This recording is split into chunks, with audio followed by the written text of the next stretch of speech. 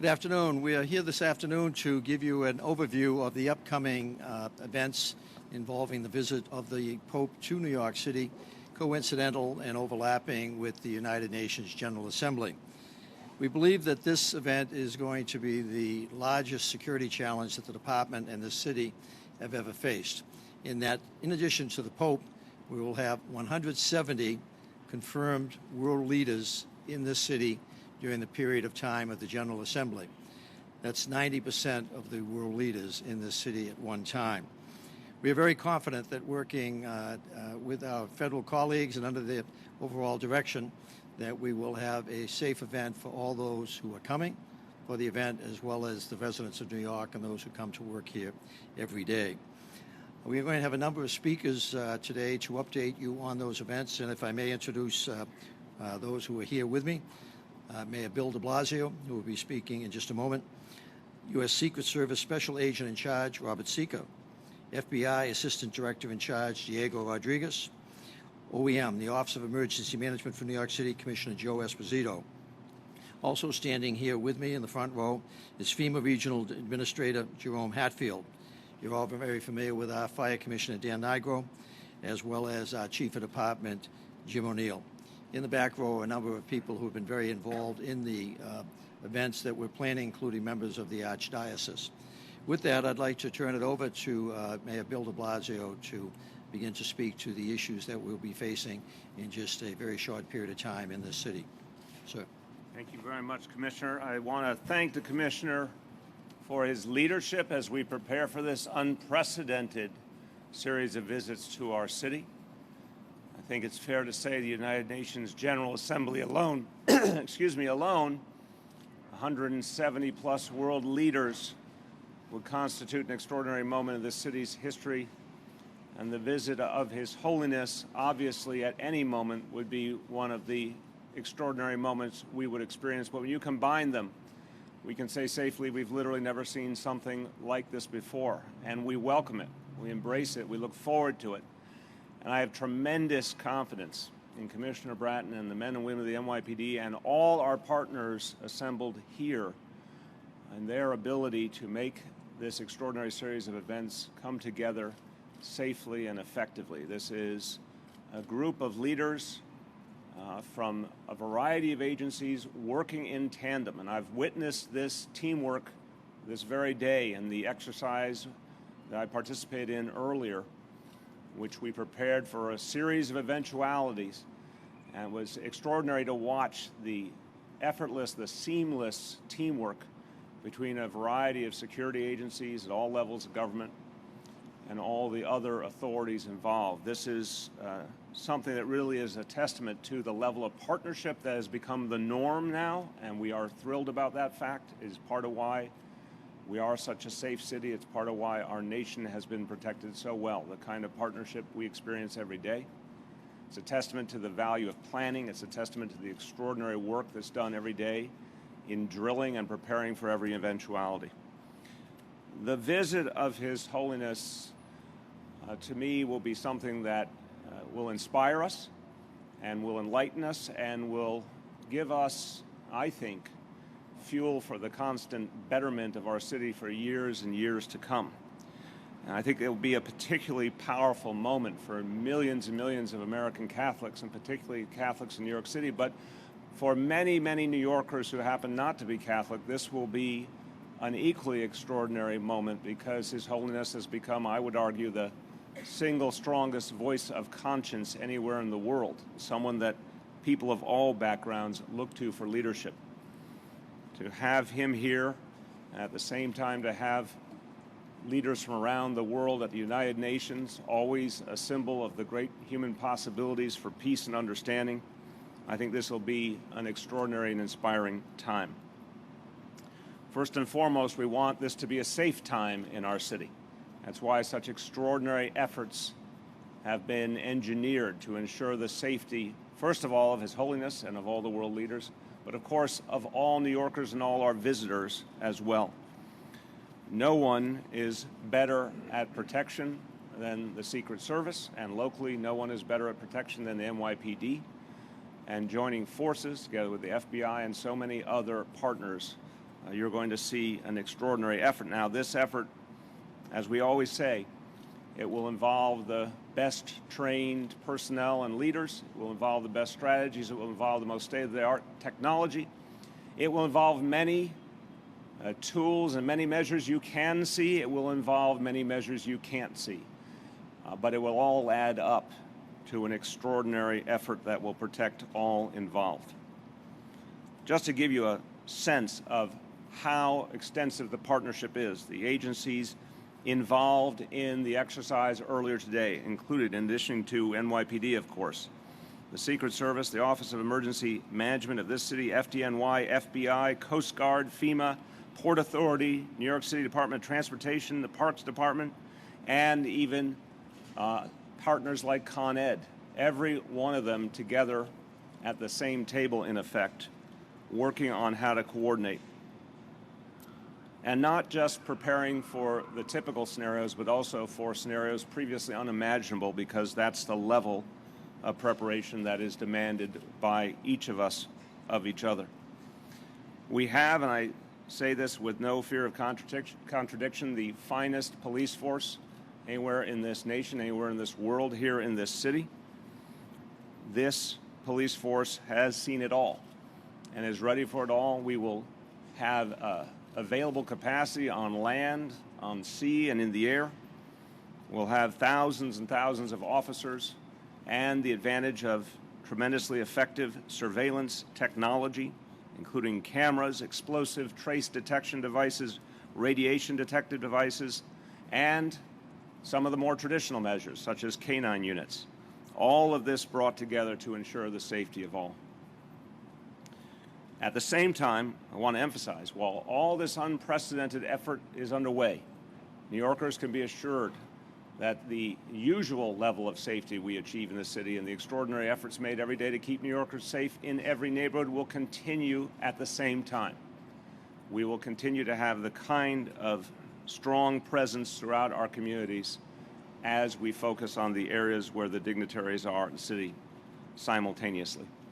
Of course, there will be street closures, there will be inconveniences, but I would say New Yorkers are, first of all, we're tough and we're resilient, we can handle it. Second of all, we know what it is to be a capital of the world, many would argue the capital of the world, and to have a gathering of such leaders in our presence speaks to who we are as well. And certainly to have His Holiness with us is a blessing for all of us. I want to emphasize at the same time, although there will be extraordinary measures in place, there will be some street closures, both some temporary, some longer lasting. Regular business goes on at the same time in the city. Government offices will be open, private businesses will be open. All of that will continue, and New York City is a place that can actually balance all that together and make it work. And I want to thank all of the leaders gathered here today. I also want to thank all the men and women who serve under their command for the efforts they've undertaken already and that which they will do in the days ahead to ensure the safety and security of all. Just a few words in Spanish. Estamos colaborando muy de cerca con el gobierno federal y estatal en los planes de seguridad para la visita papal, del modo que podamos garantizar al Papa Francisco y a todos unos días de paz y regocijo. Aunque nuestro plan de seguridad para esta visita no tiene precedentes, queremos garantizar a los neoyorquinos que haremos todo lo posible para no interferir con su rutina diaria. Nuestros planes para la visita papal y para la Asamblea General de las Naciones Unidas no reducirán la actividad policial en otras partes de la ciudad. Thank you very much, and we look forward to this extraordinary moment in our history. Thank you, Mr. Mayor. That following our next several speakers, we will have a Q&A on topic initially, and then we will be able to go off topic. Immediately after off topic questions, Mayor, myself, and others are going to take a tour of the various vehicles that are here from our emergency service unit, which are indicative and demonstrative of the many pieces of equipment and technologies that will be used during the events from September 22nd forward. Additionally, in the days ahead, we'll be providing more details on traffic and crowd management issues to you relative to the various events that we are now closing in on as far as completing planning for. Chief Whedon and Chief Giannano from our emergency service will conduct the tour of the vehicles, and you're welcome to come along with us and ask questions of them relative to the capabilities, the various equipment you see behind us. Now it's my distinct pleasure to bring up one of our partners in this initiative, U.S. Secret Service Special Agent in Charge, Robert Sika. Bob. Thank you, Commissioner. Mr. Mayor, thank you. Good afternoon, everyone. Thank you, Mayor de Blasio and Commissioner Bratton, and thanks to the New York City Police Department for hosting this tabletop exercise today. This exercise enabled all of us to directly evaluate our coordination, intelligence and information sharing, and situational assessment to support decision-making by leadership. It is a great example of the strong relationships between law enforcement, public safety, and private sector partners throughout New York, and I'd like to thank all of them again for their leadership, support, and friendship. On June 1st of this year, the Secretary of the Department of Homeland Security designated the UN General Assembly and the Papal visit as a national special security event. For the Secret Service, this designation means that we assume the lead role for design and implementation of an integrated operational security plan. It also provides for additional national assets and capabilities through the Department of Homeland Security, the FBI, and FEMA that will strengthen our protective operations and crisis and consequence management. Combined with the state, local, and private sector partners in the New York metropolitan area, we have more than 50 agencies assisting us. The Secret Service has planned and executed nearly 50 national special security events around the United States over the past 15 years. And here in New York, we have the benefit of building on the framework of many years of experience in working with our partners to execute highly successful UN General Assembly events. Given the scope of the historic visit of Pope Francis to the United States and the 70th anniversary of the United Nations General Assembly, where we expect nearly 170 heads of state, heads of government, representing nearly 90% of the world's leadership, we have worked tirelessly together to develop comprehensive security and contingency plans. The success of our protective operations in New York City has and will continue to be built on the shoulders of the finest law enforcement and public safety officials in the world. Our goal here is to develop a security plan that will create a safe and secure environment for our protectees, other dignitaries, event participants, and the general public. We recognize that these events have the potential to cause inconveniences to the city, and we are actively working together to anticipate and minimize disruptions. On behalf of the New York Field Office, thank you again, Mayor de Blasio and Commissioner Bratton, and all of our partners for your valued support as we collectively seek to make this a safe event for everyone. Thank you. Next up is the FBI Assistant Director in Charge, Diego Rodriguez, that the counterterrorism aspects of these several events will be working very closely, very collaboratively with the FBI as we go forward with this event. And so please, Diego, welcome. Thank you. Thanks. Thank you, Commissioner. Thank you, Mayor. In the coming days, our city will welcome more than 170 heads of state from around the world in anticipation of the 70th session of the United Nations General Assembly. So far, this session is on track to be one of the most widely attended in history. During this time, Pope Francis will also make his first trip to the United States with several events planned right here in New York City. The FBI is the lead federal agency for crisis response, intelligence, and incident investigation. In carrying out our responsibilities for this national special security event, we have been working hand in hand with all of our fellow law enforcement agencies. The expertise of each participating law enforcement, public safety, and military agency is critical to the success of the coordinated security plan. Our highly trained specialty teams are prepared and standing by to respond at any possible occurrence that may require action on our part.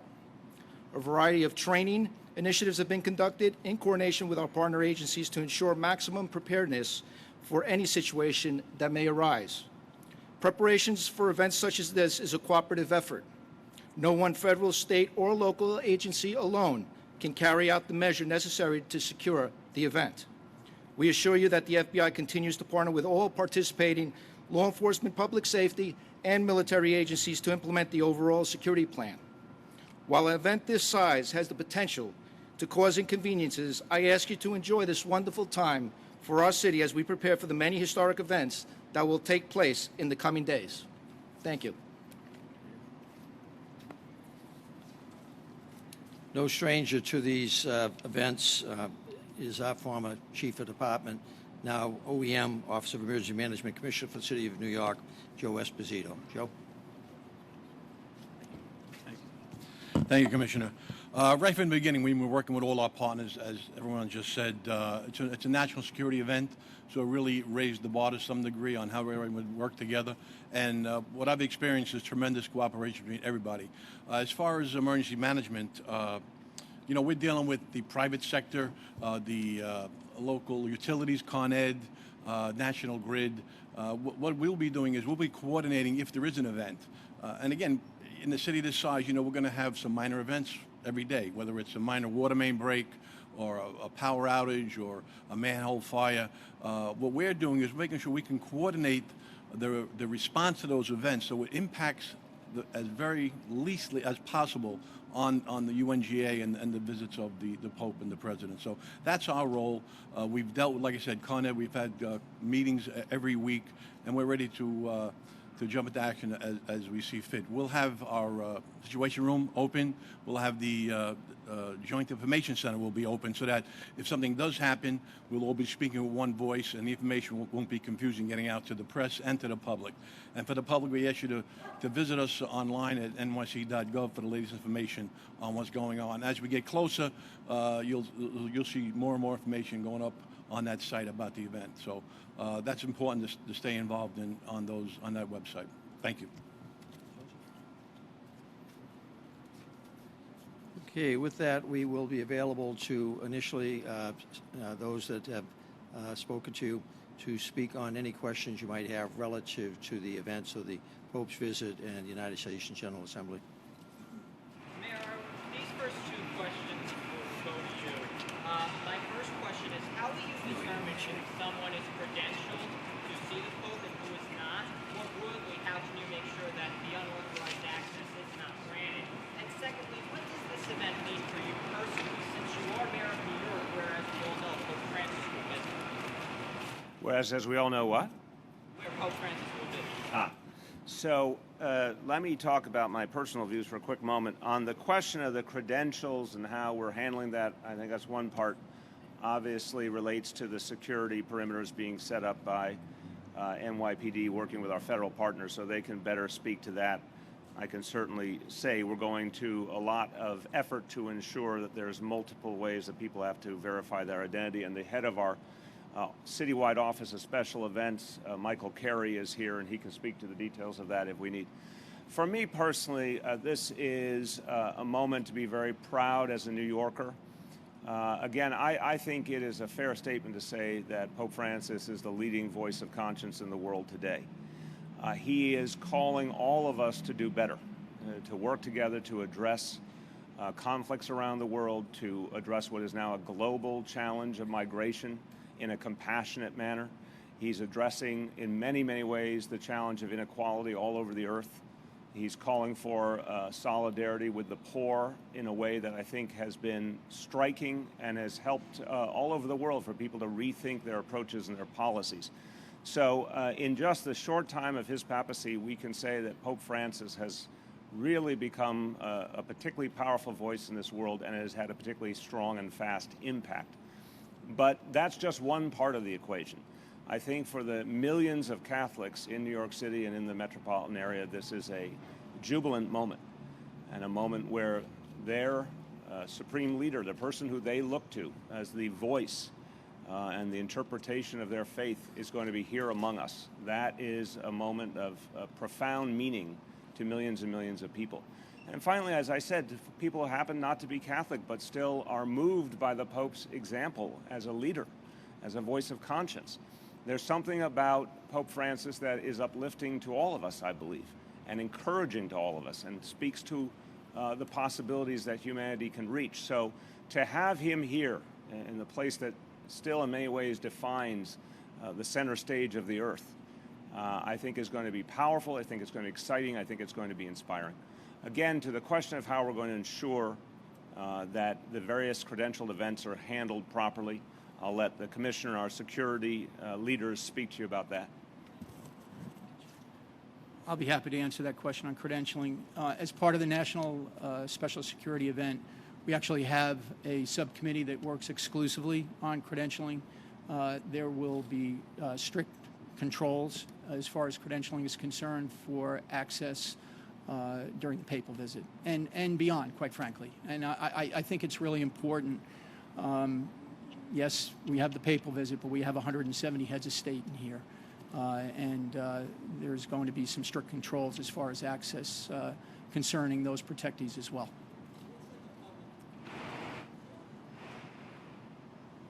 Just that there will be credentials in place for access, and that access is going to be controlled by the Secret Service in conjunction with the New York City Police Department.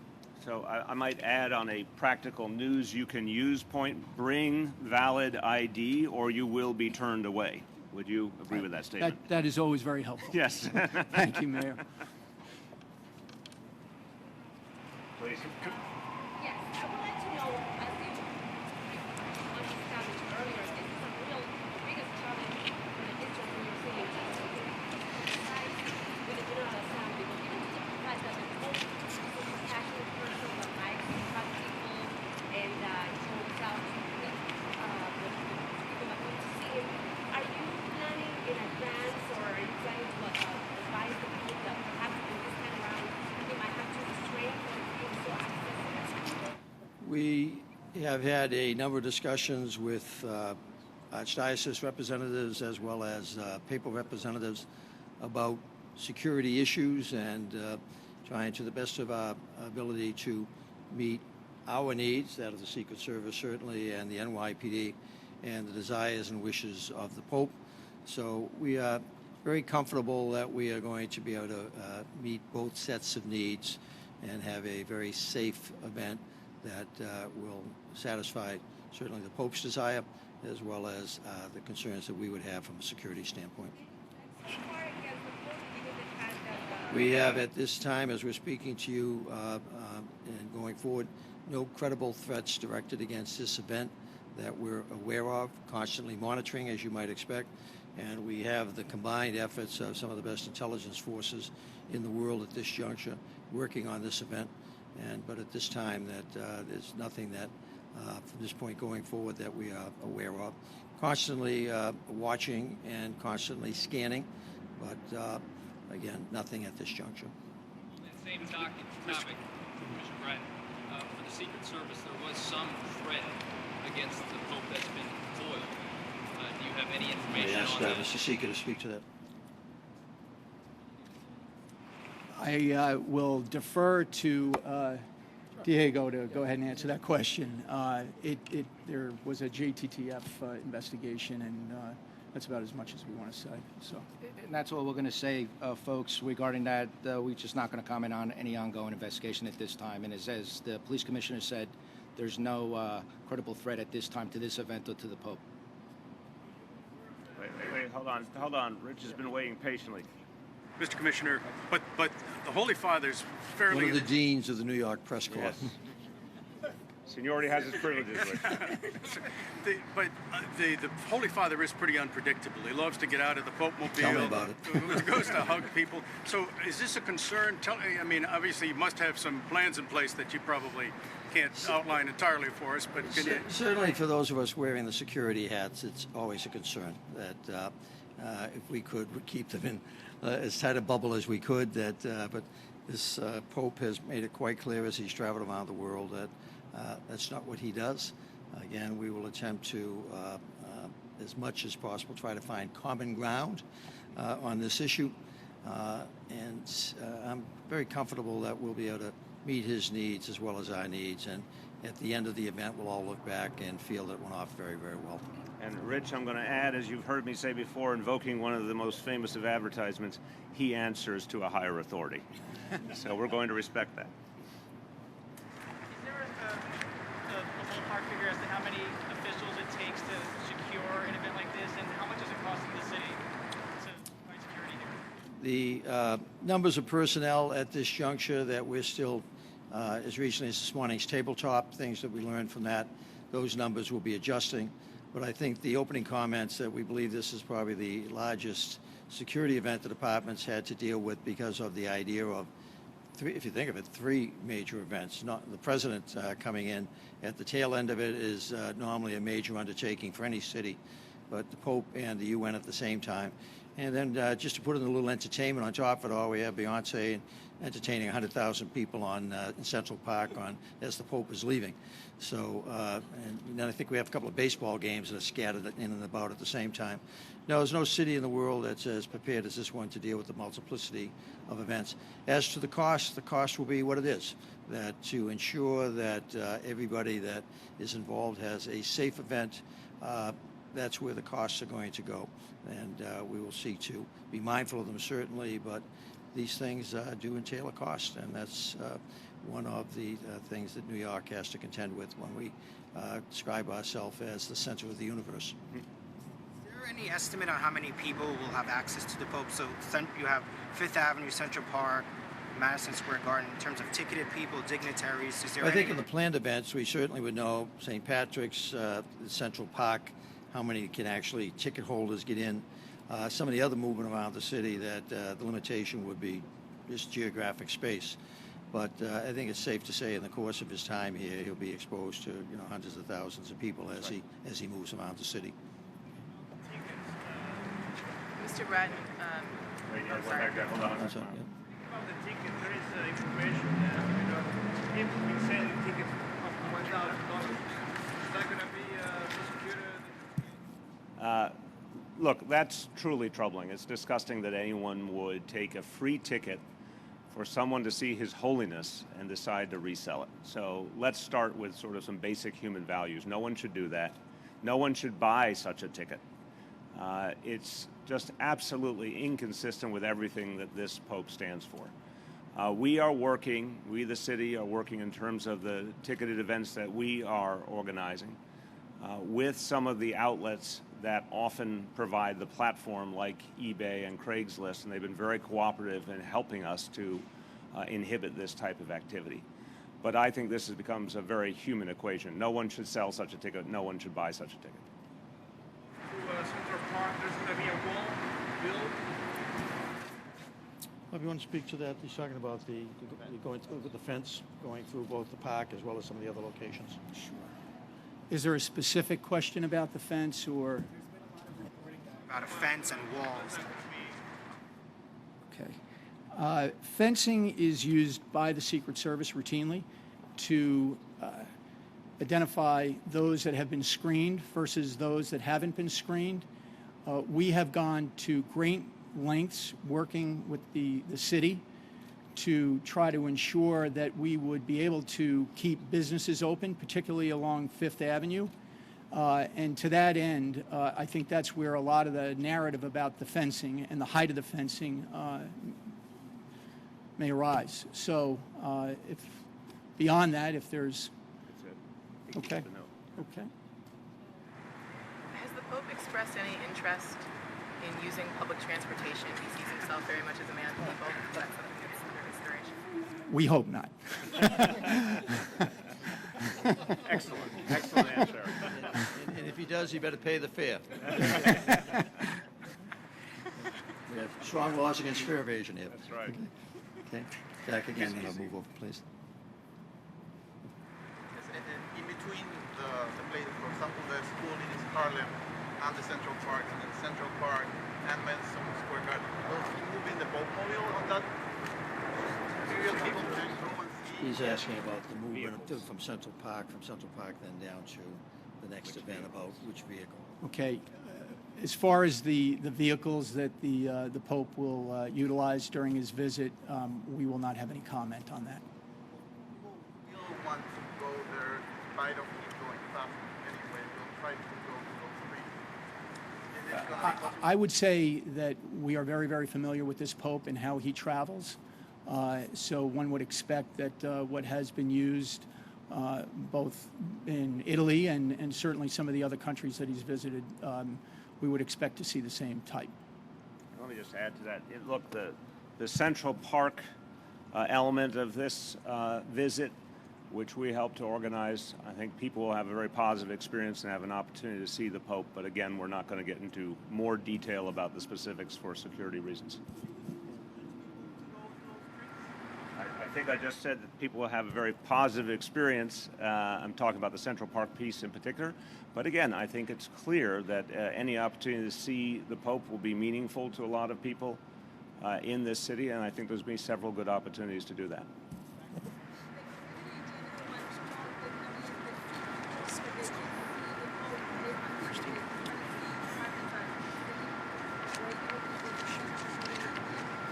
I did not hear that question. People want to know if there's some place they can go if they don't have tickets to see the Pope. I think as we get closer to the event the information is disseminated as to where he's going to be, people may have to try to figure that out for themselves in the sense we will have announced motorcade routes, certainly Central Park and other events, but as to other movement through the city, we will not be advertising that, if you will, as he moves from location to location, other than for major events. Okay. Commissioner, a couple of weeks ago, Commissioner Miller put a limit of about 5,000, upper limit on 5,000 on the number of police officers who are going to be involved in the papal security. Is that still holding, or is that being adjusted up or down? I don't think we've given out numbers in terms of that 5,000 figure. I'm not sure that would come from Jimmy. I don't know if you have really finalized yet what you're working on. That's still a work in progress in terms of what we will have utilized for total numbers during that event. Okay, and also it will go up or down day to day depending on the events we're talking about also. Okay. And last one here before we move off topic. I know you can't speak too specifically about what you're doing in Central Park, but I mean, does that aspect of the Pope's visit present particular or different or more challenging security issues as he'll be more out in the open? There'll be many people there. I think Central Park is more challenging in the sense of the scope and scale, the distance, etc. It is a ticketed event, however, as the others are also. So that allows some control, and with the fencing that the Secret Service has referenced, no, I think we'll be fine. That all of these events are challenging. Let's face it, that's the reality of it. But I think the collective expertise that is going to be involved in this, both at the federal, state, local level, I think we're going to be in very good shape as we go forward. Okay. You said it's a ticketed event, but what about windows, rooftops? I mean, it seems like it's almost impossible to cover everything. Well, that's the fact that you never have the ability to cover everything in the sense of controlled access. But even those areas that, as much as you'll see, there'll be that much more that you won't see in terms of rooftop observation, et cetera, that there's quite a bit of behind the scenes, if you will, security involved with this also. Okay, we have covered this topic. We want to thank our colleagues from the Secret Service, the FBI, and FEMA for their support and their partnership. And you'll be on the tour with us. Yeah, and you'll be on the tour with us in just a moment. But now we're going to go to off-topic, any off-topic issues at all. Cindy. For Commissioner Bratton. Commissioner, the NYPD has said that before the James Blake incident, there was no reason to remove Officer Frascatore from the street. Back in December, WNYC reported that Officer Frascatore had accumulated a relatively high number of CCRB complaints in a short amount of time. Should that have been a red flag? And also, what system does the NYPD have in place to track officers with excessive complaints? The department is developing an extraordinarily robust initiative in that regard, modeled after one that I developed as part of the federal consent decree in Los Angeles. We have created a risk management unit that is staffed by a significant number of attorneys and analysts. That's under the direct leadership and control of a two-star chief and reports to our Deputy Commissioner for Legal Matters. We've retained consultants from the LAPD who worked on this in Los Angeles, some of the top people in the country who are working with us and advising on it. We have certainly expanded our collaboration with the CCRB. that is also involved, as you know, in the investigation of certain categories of complaints against our officers. A lot of this is intended to create a more comprehensive early warning system on top of the one the department already has. So I'm very comfortable as we're moving forward that, like the LAPD, that we'll have one of the most comprehensive performance review systems in place, not only for identifying potential issues with officers, but when officers do engage in behavior that needs to be corrected through training, discipline, that will also be done in a way that will be state-of-the-art. I'm not going to speak at all to that investigation. That's an ongoing investigation, so I won't speak at all to that issue.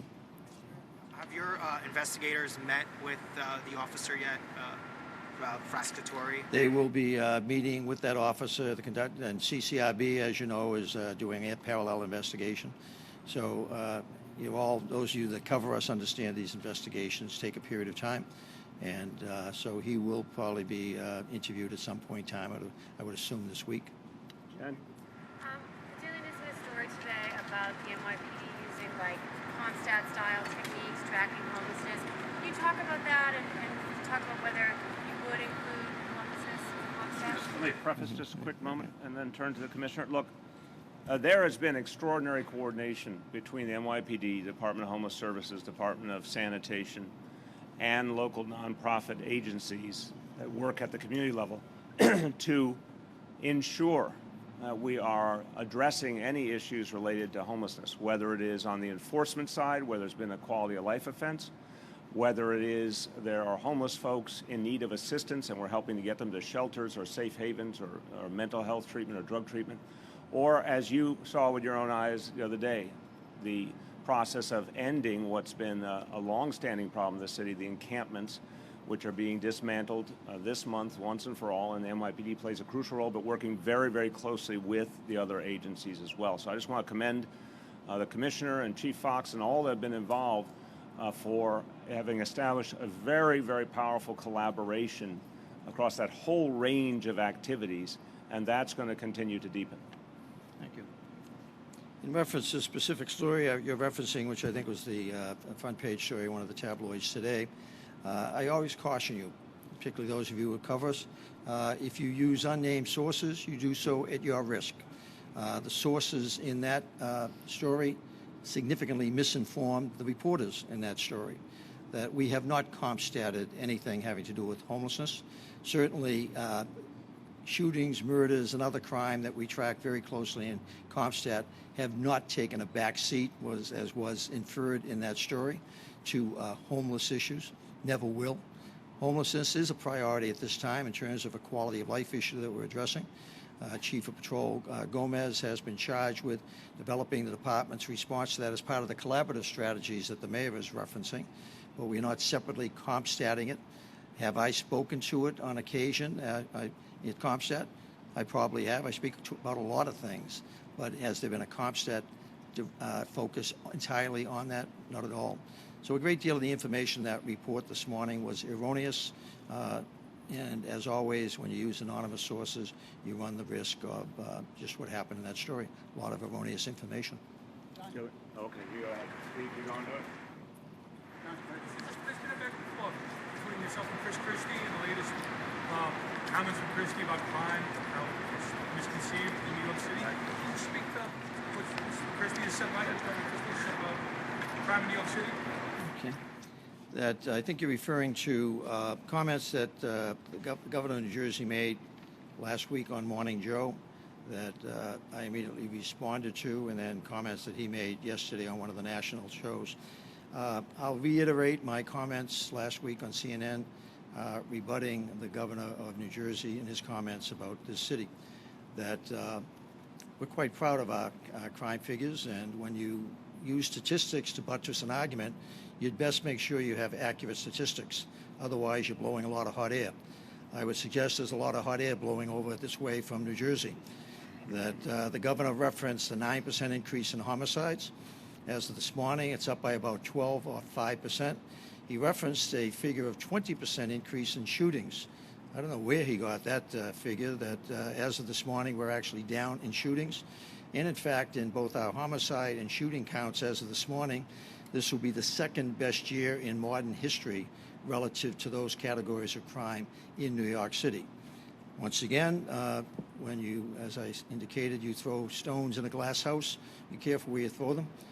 Camden, Trenton, Newark, all have homicide rates about 10 times the size of that here in New York City. The state of New Jersey has a higher homicide rate per 100,000 than the city of New York. So again, be careful with your facts, particularly when you don't have them. Mayor, can you tell us your reaction when you saw, you probably watched it, correct me if I'm wrong, but the video of the officer taking down Mr. Blake and Commissioner, you as well. What did you think when you saw it? A lot of people were upset when they watched it. Sure. Well, I obviously have apologized to Mr. Blake, and the video certainly made clear why the apology was the right thing to do. But the real issue here is, where are we going? We are investing an unprecedented amount of resources in retraining over 20,000 officers in how to deal with all interactions with the community properly and how to use the least force in each situation. We're going to be doing a lot to bring police and community together, and we know that's going to lead to a safer city for all. So this is one incident, but really what matters here is the major policy changes and the major resources we're putting into reform in this department. The retraining is being done on a level that's never been seen previously in this city, and I commend the Commissioner for his vision of how to help this department to a better place. In terms of the incident involving Mr. Blake, it was very quickly apparent that he was a total innocent, if you will, in this matter, and warranted an apology both for me as Chief of the Commissioner of the Police Department and the Mayor, feeling very comfortable as Mayor of the city. That part of our response to this incident has been to, where possible, try to provide clarification.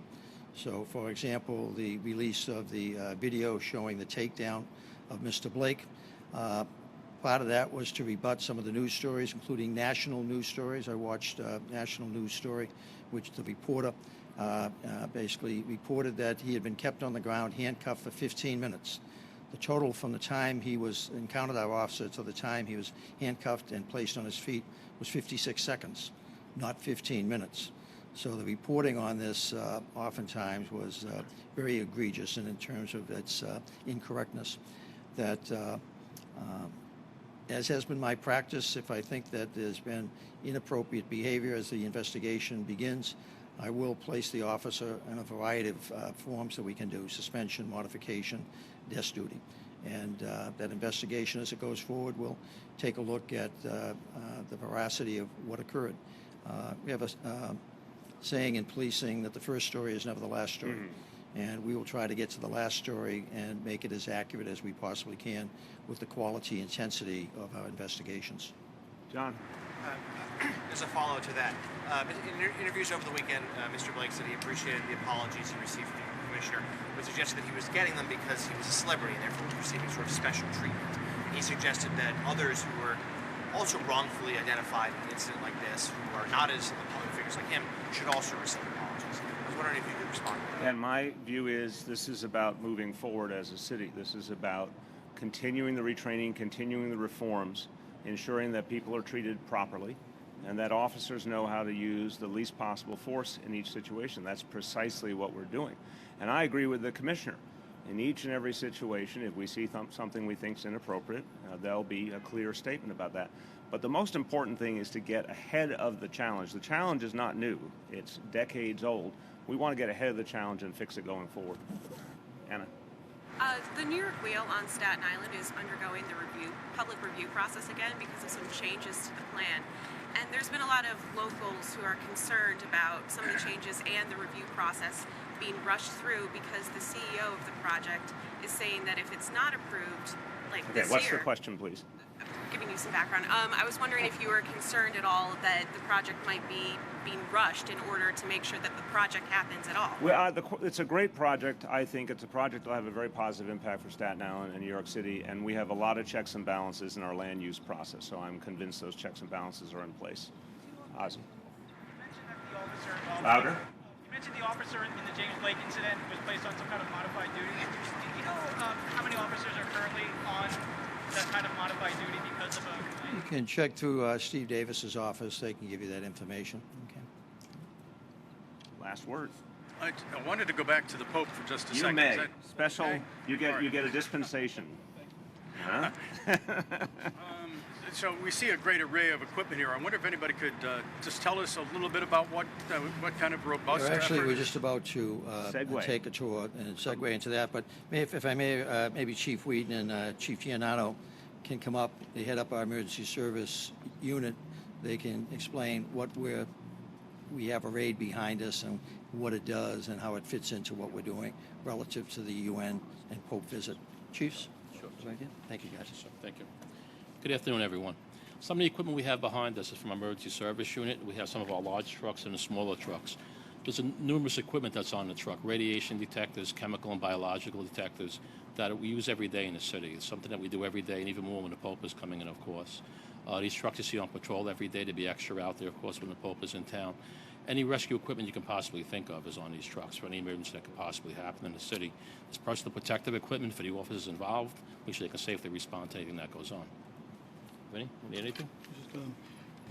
These trucks here contain not only equipment for radiological explosive detection, as the chief mentioned, but there's also a number of tactical equipment on there that will enhance our deployments to provide security and safety at all the venues where the Holy Father will be visiting or staying, including the motorcade routes.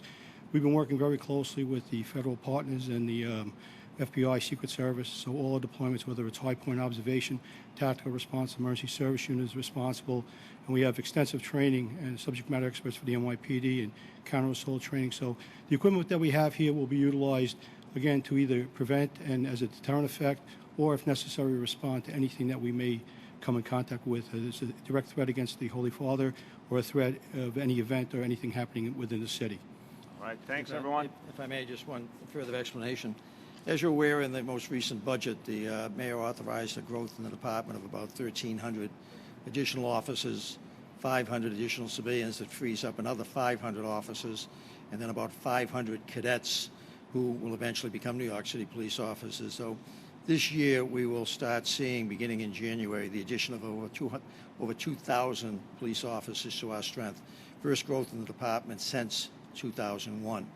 Those officers are also going to allow for the staffing of 450 officers in our Critical Response Command, which will be the Counterterrorism Command, as well as 800 officers going into our Strategic Response Group. Several of the vehicles you see here are marked SIG. Those are our Strategic Response Group. They're the ones with the special tactical equipment, the long guns, that would deal with active shooter issues. They'll also be cross-trained to deal with crowd management issues, much the same as the counterterrorism. So we'll have the 600-plus incredibly cross-trained members of the Emergency Service Unit, supported by the 400 some odd in our Critical Response Command and the 800, a significant enhancement of the department's capabilities to deal with issues of active shooter, counterterrorism, crowd management, crowd control. So those are some of the additional vehicles that you'll recognize by the acronyms on the side of the vehicles. Thank you. We made a pool arrangement, right, for the walk, show and tell, the video and photo. That'll be available at DCPI or the mayor's office, all right, because of the crowd. So there's a pool arrangement for this, all right?